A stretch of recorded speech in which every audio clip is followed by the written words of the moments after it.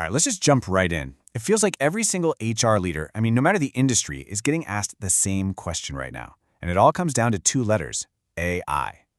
And look, the pressure is definitely on. The directive is crystal clear. Whether it's coming from the C-suite as some big company-wide goal, or maybe it's just bubbling up from team members who are curious and already playing with these tools, the message is simple.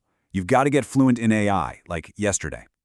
But for so many, that is the million-dollar question, right? The starting line feels blurry, the path forward is anything but clear, and honestly, the sheer amount of information out there, it can be totally paralyzing.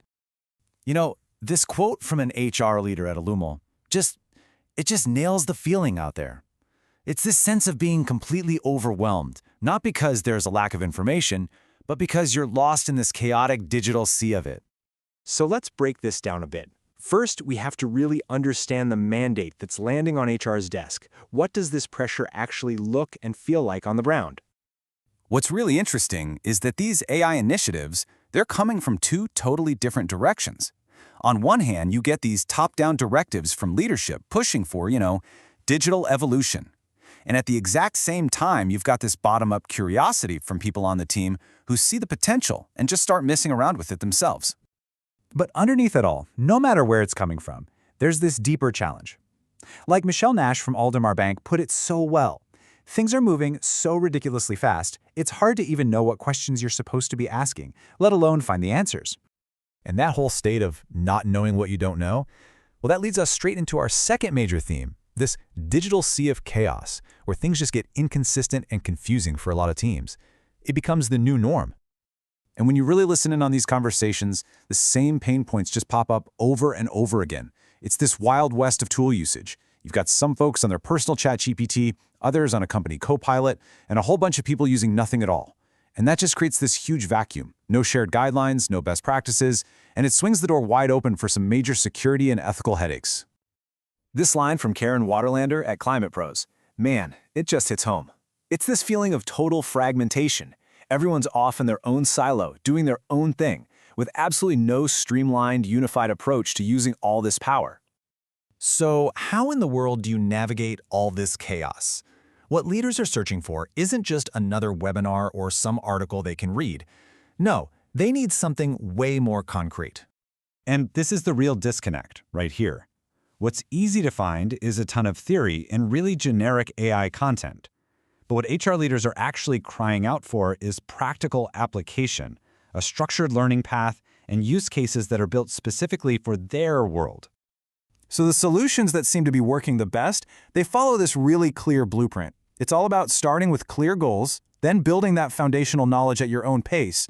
Then, and this is key, you shift to live, hands-on workshops, and finally, you prove what you learned with a real-world project. Now, what's also becoming super clear is that you need two different but totally connected learning paths. This is not a one-size-fits-all kind of challenge. So on one side, you have the practitioner track. This is all about getting personally efficient, learning how to prompt, build workflows, and speed up daily tasks, like writing job descriptions. Then, on the other side, you have the leader track. That's all about team strategy, focusing on implementation, coaching your people, and building a full-on AI adoption plan for the entire department. But here's a really fascinating insight that keeps popping up. A lot of leaders are discovering that they actually need to go through the practitioner track first. There's this big aha moment where they realize, hey, I can't build an effective strategy if I don't fundamentally get how these tools work day to day. Okay, so once a team kind of sees a viable path forward, the conversation always, and I mean always, shifts to the practical stuff. What are the key logistics that any team has to think about before they jump in?